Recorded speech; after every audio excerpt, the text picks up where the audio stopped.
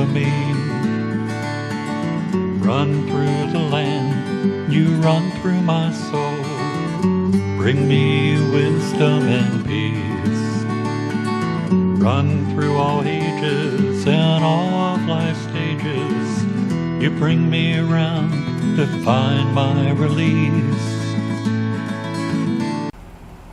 Hi, this is Jan Lewis. Welcome to be my guest, and today is the second program that we have had, or third that we have had since we have reopened in our studio. And we are doing basically one guest on one day. So if somebody wants to be on the show, great, but you're it. You are the only one for the whole day. We're keeping it safe. We've turned things around, a lot of distancing. I can't tell you how much work has gone into this, and we're just really grateful that we were able to do it. Today, we have Kristine Fontaine with us, and Kristine is a physical therapist who is also an author of a book called Only the Lucky Grow Old. This is a good book, let me tell you. The people in this book, you know, they're in the 90s. There's one that must be 100 by now. A couple of hundred. So, first of all, how did you get into physical therapy? So my mom is a physical therapist. Yeah. And interesting, my son is in physical therapy school now. But so when I was in high school and, you had to figure out what you wanted to do, I really had no idea. Yeah. And my mother had just always loved her profession. She pretty much worked in nursing homes, but she never had anything but wonderful things to say about how much she loved what she did and how she could help people. So for me, I just said, well, she likes what she does, so I guess I'll try physical therapy too. So not having any idea what it was, all that different components and aspects of the profession that were out there. So I actually, I say in the book, I kind of stepped blindly into this absolutely beautiful profession that I love. You do love it. I So do. you went right from high school. Mhm. Did you have to go to college to study it? Yes, so I was lucky enough. I did it in 4 years, and I was one of the last classes to do 4 years, with a bachelor's, and then I went to a master's program, and now it's actually a doctorate program.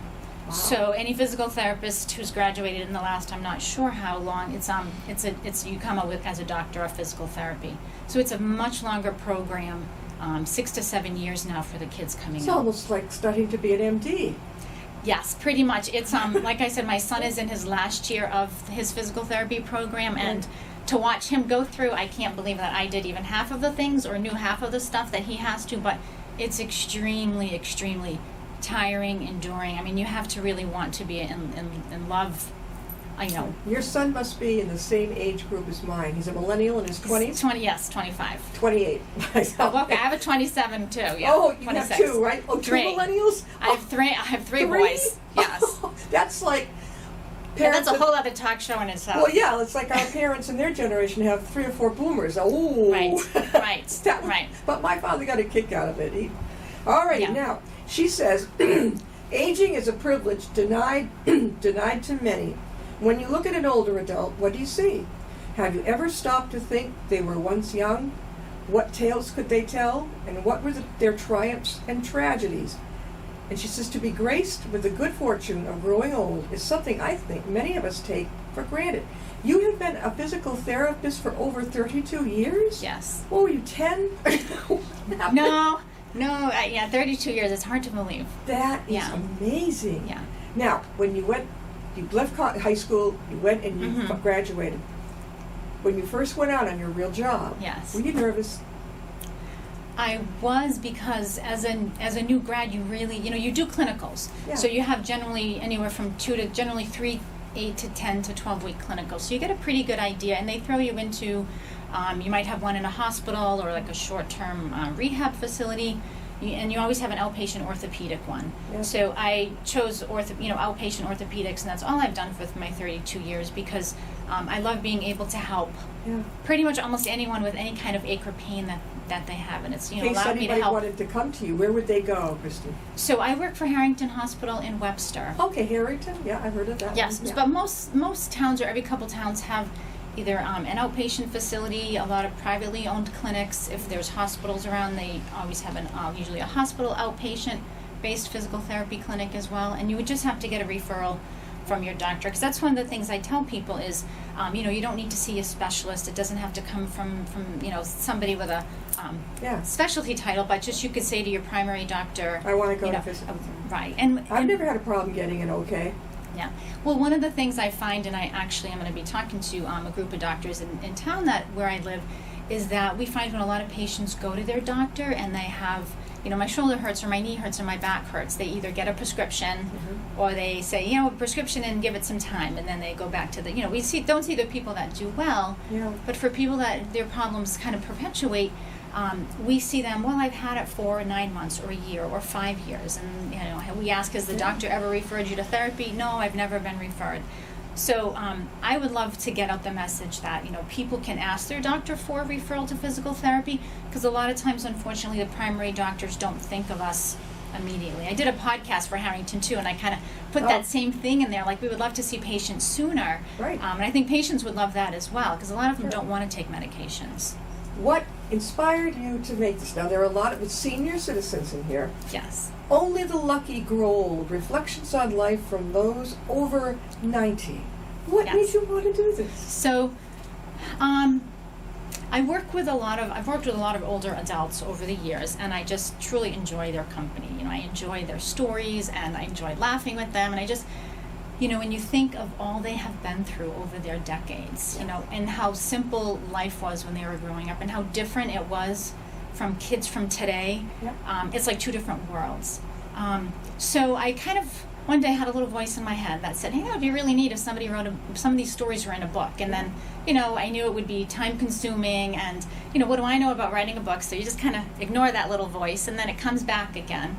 And I do enjoy writing too, so I didn't totally, kick the idea out of the room, but as I kind of, one Sunday morning I was sitting reading the paper with my husband, and in the paper there was a picture of a gentleman and a story about his life, and I found it fascinating, and I ripped it out and I said, if I do this book, this is definitely a gentleman that I would like to speak with. Did you? And he actually became my very first interview for the book. Is that Lars Larson? Yes, it is. Lars Oscar Larson. His birthday, let's see, you interviewed him on the 27th of July, 1919? Yes. 99 years young. Is he still? No, regrettably, he passed away in the spring this year. Oh, what a story. So it's very unfortunate. Yeah, his story. And all of the people have such interesting, fascinating components to things that have happened to them through their life. I just really enjoyed everything about talking to every single one of them. She does. We're talking again with Kristine Fontaine, and she is the author of this new book, Only the Lonely Grow Old. Lucky. And the lucky grow old. Excuse me. Oh, boy. Okay. You have in your table of contents, I haven't called, all of the people that you interviewed are all over 90 years old. One goes up to 102. And Lars was the first one. Yes. Do you remember the stories of each one? I do. Okay. What was Lars' story? In a nutshell. We'll go through. So he was, and when I did the book, I picked over 90 purposefully because people are living longer and longer. So I thought, 80-year-olds are, I don't want to say a dime a dozen, but my parents are both, my dad's in his 80s and my mom will be shortly. So 90 I thought was more unique. Yeah. So that's why I chose that. But he was very interesting because he actually went to school for what I would consider physical therapy back then. So we kind of had that in common. He was in the service. He told me a lot of stuff about when he served overseas. When he was young, he swam Lake Quinsigamon with a friend. It was nothing to go out and play ball all day and swim the lake and then go do more activities. And, that was one of the things I found with when they were young. They just were outside all the time and they played, and it was very different. And then they tell stories about, how they met their wives. Sometimes I ask, I kind of give them a little smile and say, hey, well, how did you propose? Or, how did you meet them? Yeah. So, and then what life was like when they were married and what they did for work. And he was somebody who was very interesting because even into his 90s, even when I was still met with him, he was still exercising every day. So he thought health and fitness was extremely important. He also had a lot to do with Worcester State. The fitness center is named after him. So he was an athletic trainer, and he saved a gentleman, a hockey player who got hit in the throat with a puck. And he actually saved the gentleman's life. And he still said he had the note that the player wrote to him so many years ago, thanking him for saving him. In Worcester? That was in Yes, Worcester? yes. Did you go, they would come to you at Harrington, or did you go to No, them? I went to them. So everybody, some of the patients, a couple of the people I knew, I think there's just one relative in there. A couple of the people were patients. A couple of them were patients' family members when they started to talk about their mom or their dad. And I knew Yeah. how old the patient was. I would Yeah. kind of say, hey, so how old is your mom or dad? Or, would they be interested in talking to me about a book I'm writing? Yeah. So I found them that way. And then sometimes, I kind of doubted myself through the whole project. So I kept asking for, hey, I'm very, very spiritual as well. So I said, if I'm meant to do this book, can you please bring somebody into my life? Please bring someone to my attention, or I'm having trouble with this. And it always kind of worked out. It definitely did. Now, let's see, I can't go well, let's see. Let me see, Dot Berry. She was 100. Yes, and she lives in the Masonic home. And so many of the people, when you say their names, I just can't help but smile, because she was nothing but lively and cute and giggly. And one of the things when I wrote the stories in the book is I wanted you to feel like you were sitting down with that person. Definitely. I Yeah, wanted yeah. you to feel and experience what I felt and experienced. So I share a lot of my own thoughts throughout it. Yeah. So like when she laughs, I say, oh, she's so cute, she's giggling right now. So she was just one of those people. So she was a nurse in the service, so she told me all about Yeah. many different stories about when she served. When she came out, how she met her husband. Her husband actually had a toy store in Webster. Uncle Clarence's something, I think, but it actually went on to become part of the Worcester TNG Santa, which is still around Yeah, today. yeah. So that was really neat. And then she had a baby she had given up for adoption when she was young, and now that daughter, she has her son and granddaughter are now a big part of her life. So that was really very touching. And she had a picture that I spent so much time with her, I had to go back a second time. And she had a picture that was there the second time that wasn't there the first time, and it was a picture of President Trump wishing her a happy birthday on turning 100 years old. So I thought that was kind of neat, and she got a kick out of that. So Did she her was daughter sweet. track her down?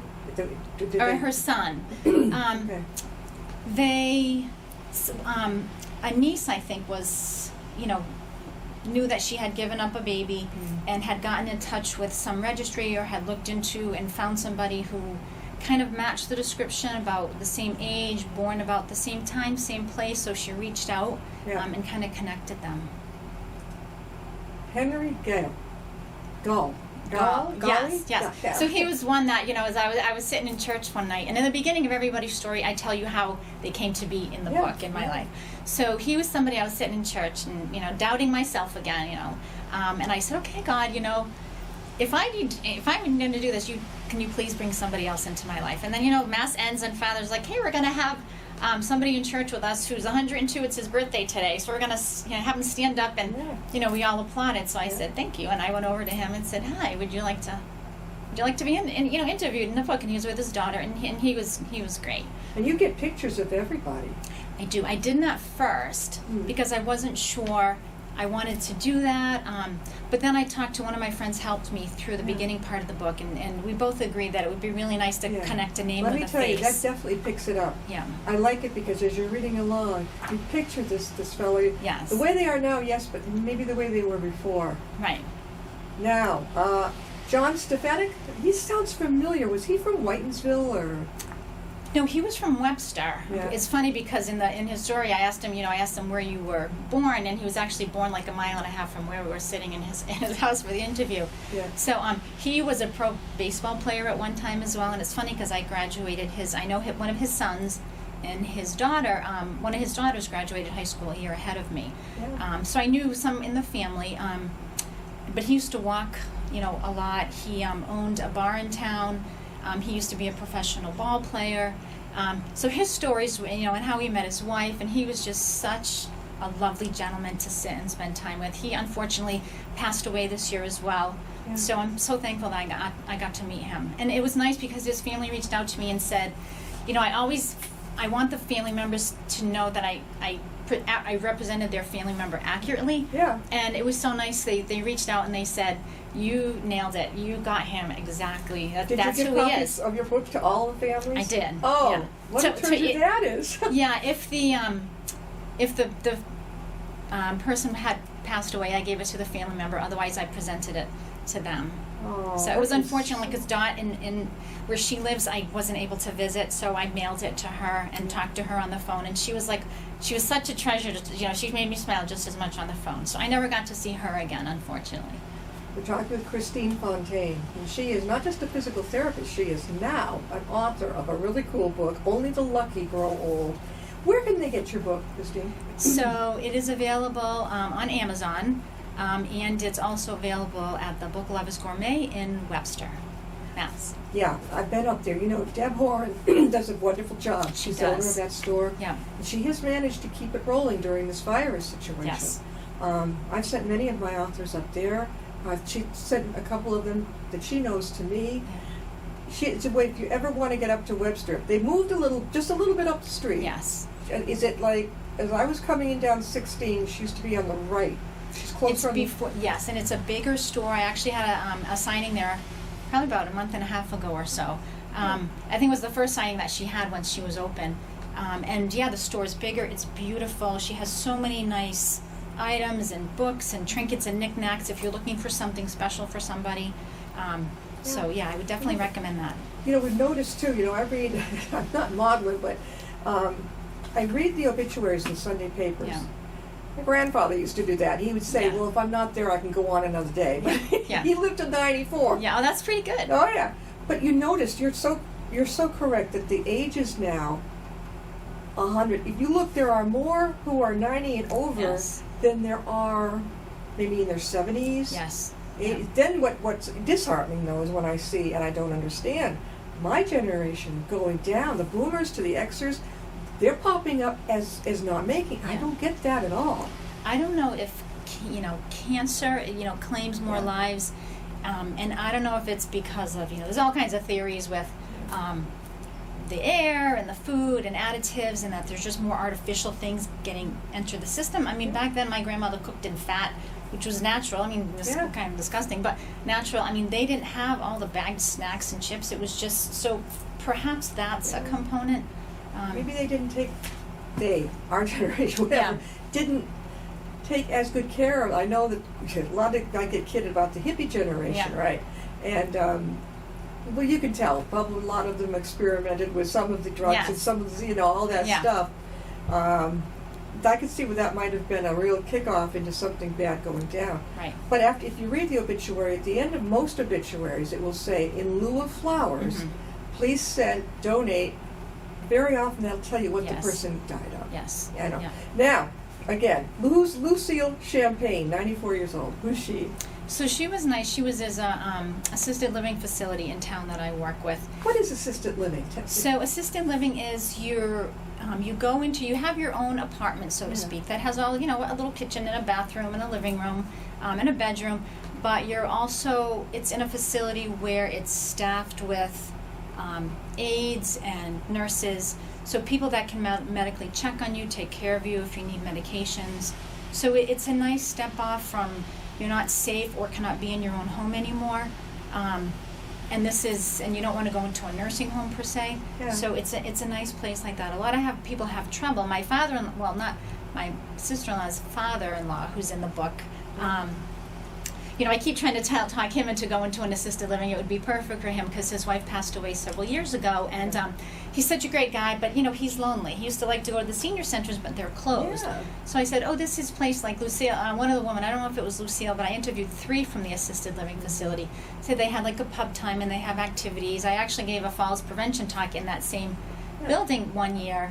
My kids used to volunteer with the residents, so I always got a great feeling. It was so nice to watch and to be there. Definitely. Now, which one is the in-law that you're related to? That is John Nijolak. Let me see if I can find that. Is he down in the bottom? He's probably about 2/3 of the way down, maybe. John, yeah, go ahead. Yeah, who's he? Yeah. So he's nice. I mean, I've known him for 30 years as well because he's my sister-in-law's father-in-law. So we have a very close family, and we would see him and his wife at all the holidays, anyone's birthday party. So I got to know him very well when we would go on vacation to Maine every year. He and his wife would would come up to Maine and stay as well. So, and he was a very enjoyable, very simple man, but very sincere. Doesn't have a computer, doesn't have internet. So, and it was cute. One of the stories he told was his granddaughter was in a prom and had a picture. Yeah. Like on Friday, and she went to see him on Saturday, and she handed him a picture, and he just thought it was so amazing that, hey, the prom was yesterday, and I already have a picture in my hand today. Yeah. Something we take for granted, but so he's simple things like that. Well, he's 93, right? Yes. He's 93. Yeah. And is he in assisted living? No, he still lives alone at home. So when you interviewed many of these people, were a number of them in assisted living? There were only 3 from that one facility. Several of them were still home. Yeah. Many of them were still home. A couple of them were in nursing homes. I think 3 or 4 were in nursing homes, various ones. I don't know. We have a relative, 77, and he just, out of the blue, that I found out, is now in a assisted living. And I've been thinking, no one in my family at 77 has ever, not even a nursing home. Yeah. So I can't figure out what would draw, why a person would be in there, but I guess it's just somebody who could keep track of them, maybe their medications or something like that. It's just interesting. Well, sometimes too, it's funny because with being physical therapy, a lot of people, aging is very widely interpreted different ways. Yeah. So, you could have people that are the ones in their 90s, and when I was writing this, someone ran a marathon at 100, and sometimes you have people come in and go, well, I'm 70. And I'm like, oh, you're only 70. Yeah. They think that that's an old number and their lifestyle should change because of it, but that's not the case whatsoever. And that was one of the things when I wrote the book is, it wasn't just, and I have my stories in between, which in hindsight, I think there's too many of them, and I actually contacted my editor to take a few out, but I wanted people to know, hey, there are things you can do for aging and arthritis. Like, it's normal. I wanted it to be, when I started thinking about it, back to why did I write it, I wanted it to be educational for people. What can people do to help that arthritis go away? So, I tell people arthritis is part of the normal aging process. Like, if you're alive and, you're older than 30, like, you've got arthritis. One of the back courses that I went to, they actually said you can start to develop it in your back as young as age 15. Oh my gosh. So when someone goes to the doctor and they take an x-ray, it's a very black and white diagnostic tool. Oh, you have arthritis, and then that's what they see, but that doesn't necessarily mean that's what's causing your pain. You could have tightness, you could have stiffness, you could have weakness, you could have trigger points. The joint just might not be moving very well. So there's a lot of different things from a therapy standpoint that, when I say in the book, we can't change your arthritis, but it wasn't your arthritis that was causing your problem. Yeah. So, and that was another thing, a lot of that I wanted to do it and get the education out, because I hear time and time again from patients who, especially older patients who go to the doctor and they complain of an ache or pain they're having, and the doctor tells you, you have arthritis. Yeah. And they come in and they go, I have arthritis. And I go, oh my goodness, that's okay. Like, that's okay. We can, So they think I have arthritis and that's what's causing all my pain, and now I have to change my lifestyle, my balance, my function. Mm-hmm. So they get dismissed a lot, and I find that extremely disheartening. So, and that's why I'm kind of on a little bit of a quest to educate more of the doctors, like, hey, they have arthritis, but, we can still help them. Like, a lot of people come who have, it's bone on bone in their knee and they need a knee replacement. But, if they come and we do some manual work and exercise, and people leave and they're better. So we can put off them needing a joint replacement for some time. I'm a big fan of physical therapy. I've been for my back, dizziness, vertigo. Yes. My arms. Yeah, I mean, I would end up leaving feeling really good. I think the most fun, though, in physical therapy is when you get to lay on the ice, and maybe when you get into the back rub. Yeah. Oh, that is. Yeah, but you do have people who get addicted to that manual work. But it's funny because there's such a variety in physical therapy. There's some people who only do manual techniques, and there's some people who only do exercise. Most of us are in between. Yeah. So you could go to 5 different therapists and get 5 different treatments, 5 different protocols, 5 different programs. So that's a little bit unfortunate as well. So, sometimes they say if people might have tried, they come out, I've tried therapy 3 times already. I'm like, well, maybe I can offer you something different. Yeah. I like manual therapy, and I've gone to a lot of courses. So, so I'd like to think that, there's always continuing education courses for us. So, it's hope that everyone kind of continues to, want to learn new techniques and new things to help people. Kristine, if somebody wanted to reach you, not just about your book, Mhm. but physical therapy. How would they do so? You have an email that you'd like to use? So, yes, it's KFONTAIN@harringtonhospital.org.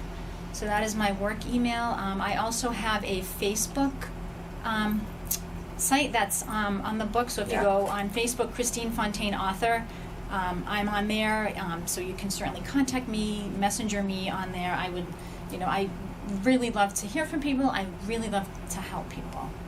It's obvious. Oh, you must be great. Do you specialize in anything? You mentioned some physical therapy specialists. I love to treat backs. Now I actually am. I actually have been working with. I put together a PowerPoint presentation, and it was my hopes to give it to the public. Yeah. But COVID has changed that a little bit. Yeah. So that I would like to. I really enjoy treating those. I enjoy treating shoulders.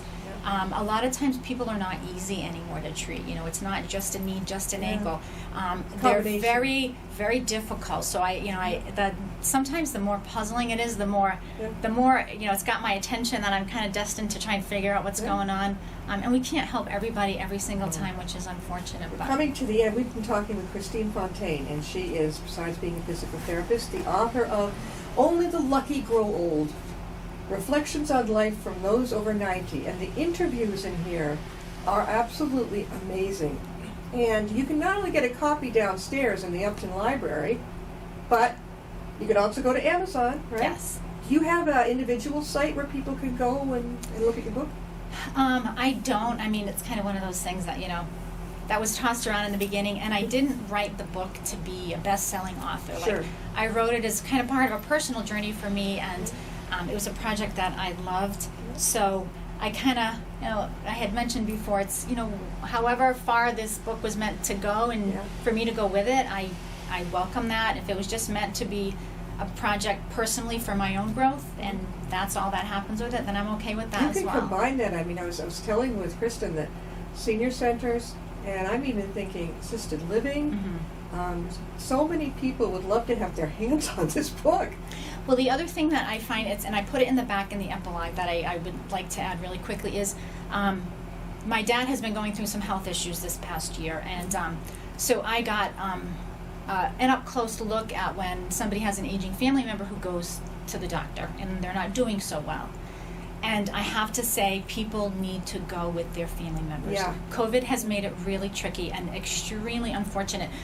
But, one quick example, he was hospitalized for chest pain, and so I thought he should go to see a cardiologist. And when we all went to the cardiologist and the doctor came in and said, John, what brings you here? He's like, I don't know, I'm feeling good. My daughter thought I should come in. I rubbed my eyes a little back in my head. Well, how you feeling? Oh, I'm good. And I'm like, well, you're not good. You've got this, and this going on. But every time I've gone with him, how you doing? Oh, I'm doing great. He's not doing great. So they don't tell the doctor. And the more people I talk to about their aging family members, they say the same thing. So I think that's really important for people to know as well. Like, they need you. And if you can't go, like my dad now, he's was admitted yesterday, and we were on the phone. My mother had me on speakerphone when they were in with the doctor, and you have to be there. You have to know what's going on. Will they let you in yet? Now they will. They're beginning to let one person go in. No, because it's just my mom. Okay. But visiting, it's one at a time, unfortunately. Right. My grandpa used to say, he said, "If you wait long enough, it'll go away." No, Gramps, that's not true. Yeah. We're gonna have to close. Thank you so much, Kristine. Have you got another book coming? I don't. People ask me, and I would do things very different. Like I said, there's a lot about me in here, which, in hindsight, I'm not a fan of that. So. Some people like the stories if they know me, some don't. I go from, hey, this brings back a memory of my own. Hey, let me give you my reflection on this, a little spirituality, a little insight, trying to look at it from a practical standpoint with especially the mess that the country kind of seems to be in. I think it's nice, though, that you added. I think it helps people who are reading it get an idea of the author. I kind of wanted them to know me. That was kind of the point. But some of the things are silly. Like I kind of talk about donuts a little. Oh, if you're going to write, this is super. But this is amazing. Go downstairs to the Upton Library. Go on Amazon. Grab this book. It's amazing. Thank you for being with us. Yes, thank you so much for having me. We'll see you next time and be my guest.